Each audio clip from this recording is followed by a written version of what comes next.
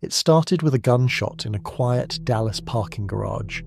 September 2nd, 2015, a young dentist named Kendra Hatcher had just pulled into her upscale apartment building after a normal day at work. Before she could even step out of her car, someone shot her in the back of the head. The killer fled, leaving nothing but a blurry image of a Jeep Cherokee on a security camera.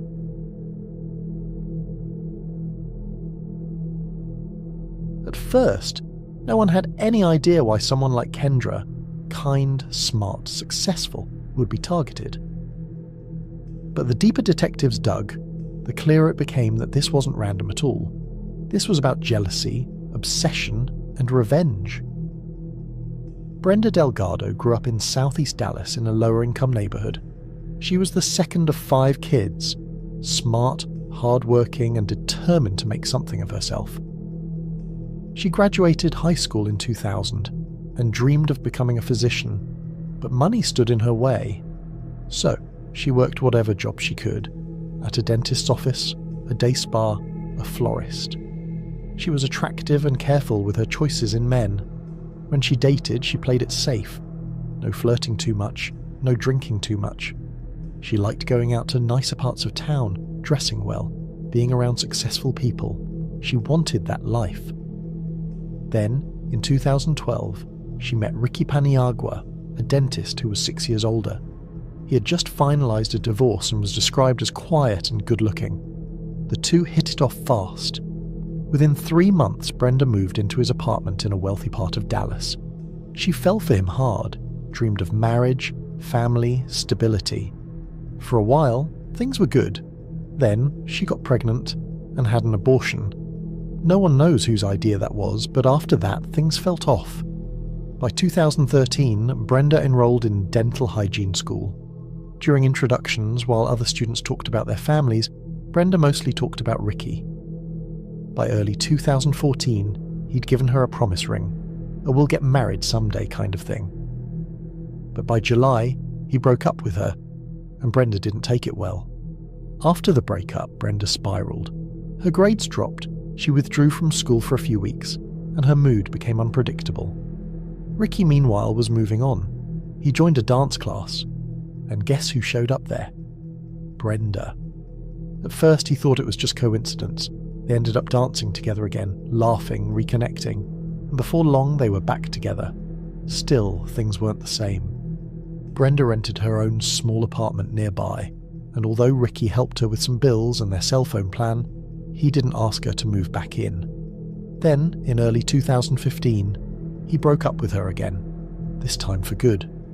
He wanted to stay friends, and Brenda agreed, but friends wasn't what she had in mind. Ricky started dating again. Brenda always seemed to bump into him, on trails, in restaurants, even when he was out with his new girlfriend. He assumed it was all coincidence. It wasn't. Brenda still had his passwords, a key to his apartment, and access to his phone tracker. She was watching everything, reading his emails, following his dates, quietly taking notes. That spring, she found out about someone new, Kendra Hatcher, a 35-year-old pediatric dentist who had just moved to Dallas after a divorce. Kendra was successful, confident, and beautiful. Everything Brenda wanted to be. Ricky and Kendra's relationship took off fast. They posted vacation photos, smiling, hugging, talking about marriage. Brenda saw every post, every picture, and it ate at her. Why was Ricky taking Kendra to places he'd never taken her? Why did Kendra get the life Brenda thought she earned? Brenda couldn't let it go. On one date with a man named Roberto, she drove by Kendra's apartment building and just stared. Another time, she asked someone if they knew anyone who could hurt somebody.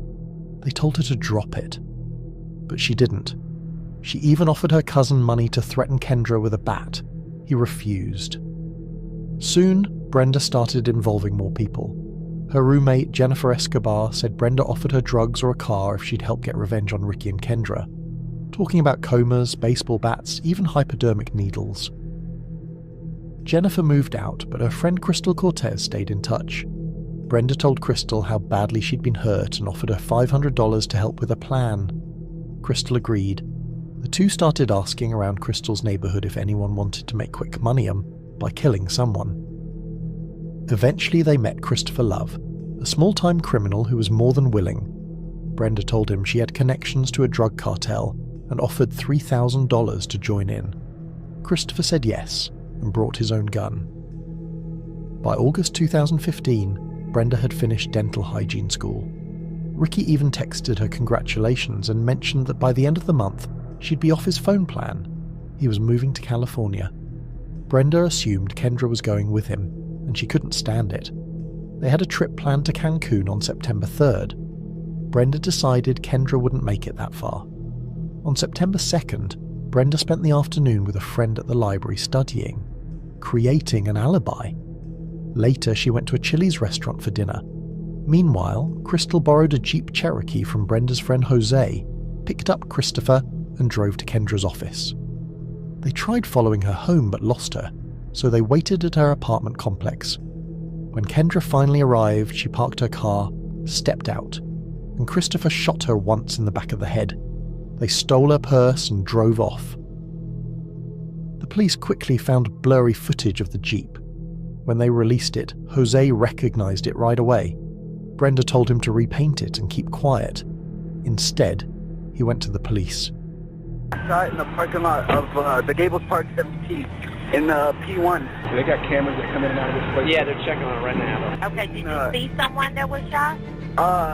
Yeah, no, all I heard was screaming and then a loud pop, and then I saw her laying on the floor, and it was like red, like blood coming out of her neck. And her bones on the floor, her car door was open. I don't know what happened. She has a police badge on her sun visor. Watch where you step. Stay back over there for me, okay? Just to let you know, there's one homicide detective for the entire city tonight. He knows about this. Soon after, Crystal was brought in. At first she lied, said a stranger forced her to drive him to rob someone. Then she cracked and admitted Brenda paid her and a man for the job, claiming she didn't know it was a murder. When detectives questioned Brenda, she denied everything. The young lady was killed on Wednesday, and I'm the guy that's assigned to the case. Your name came up in the investigation, so I wanted to sit down and talk with you. Yeah. Kind of How did my name come up? I don't. Okay, I'll explain all of that to you. Yes, I want to know. I want to cooperate. I want to know what's going on, and I want you to. Okay. Well, I would be 100% honest with you. Yes. That's what you can count on from me. And I will be too. The young lady that got killed. Never seen her before. I've never seen her. Okay. You know, she was a dentist. Mm-hmm. I don't have no idea who she is, who she's dating, the name, I have no idea. He just kind of said, hey, I'm seeing someone. All right, you said you had the receipt in your bag? Yeah, I can show you. Yeah, Over here. let's get that. Yep, I bet I can give you other numbers I can.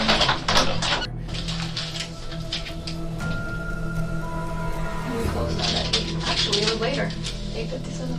Okay, you closed out at 8:57. They didn't have enough to charge her yet.